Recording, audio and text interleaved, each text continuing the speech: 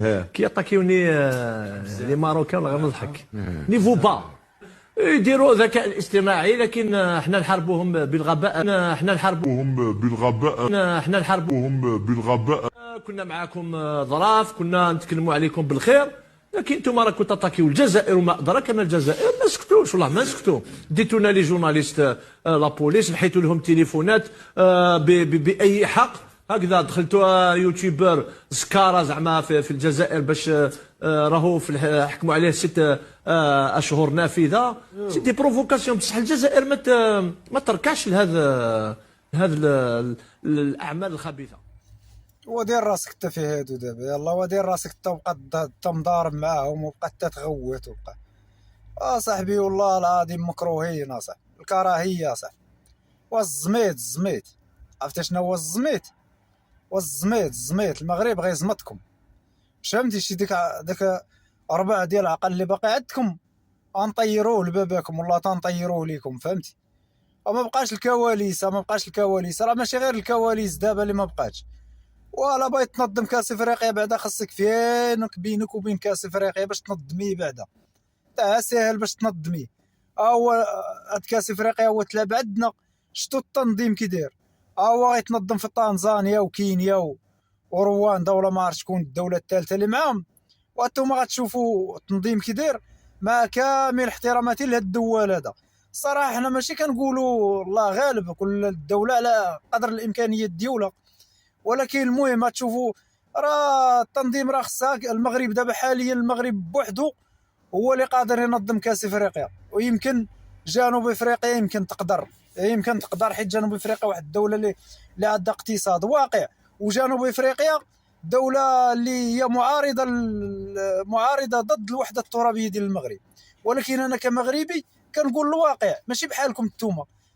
جنوب افريقيا دوله عندها واحد الاقتصاد، دوله عندها عقل، عندها واحد النظام اللي خدام كيضرب على راسو، فهمتي؟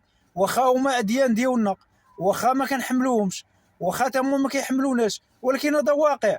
وتصور دابا سير تقول المغرب اودي راه انت كجزائري قول بانه المغرب اودي راه احسن من الجزائر، والله يماك تتبات في الحراش بالله، والله يماك ممنوع تقول المغرب مزيان، ممنوع تقول المغرب احسن من الجزائر، ممنوع في الجزائر، ممنوع تقول المغرب احسن من الجزائر، وممنوع تذكر تسميه المغرب، واش فهمتي؟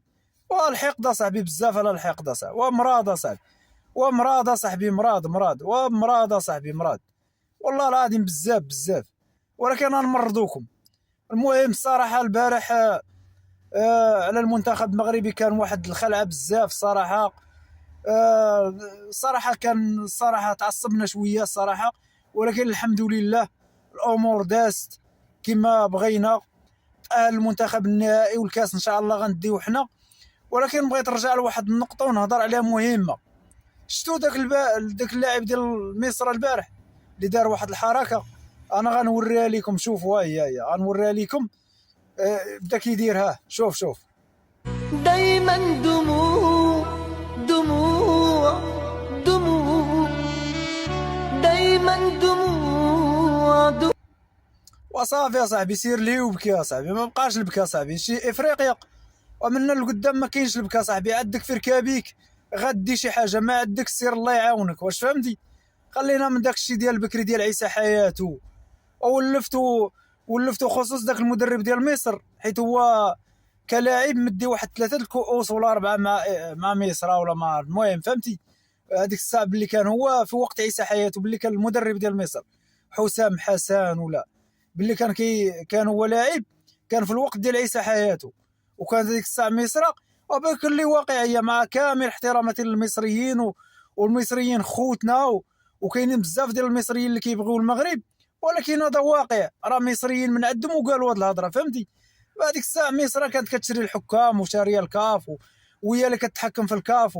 اما حنا لا، حنا اكثر منتخب مظلوم في كاس افريقيا، وما حنا اكبر منتخب مظلوم دابا حاليا هذاك ديال البارح. بيلانتي يا صاحبي، بيلانتي باين اصاحبي، بيلانتي يا صاحبي. ما عرفتش علاش ما هضروش عليه الناس بزاف، ولكن راه بيلانتي يا صاحبي، راه بيلانتي هذاك. ما كاينش بيلانتي البارح، فهمتي؟ زعما الصراحه والله العظيم راه فهمتي، راه زعما هاد الجزائريين الله يرحمك الحسن الثاني، يا ربي ترحمك في هذا النهار هذا، وغدا جموعه، يا ربي ترحمك في هذا النهار على واحد الكلمه اللي قالها الحسن الثاني، وباقيين دابا باقيين الحمد لله.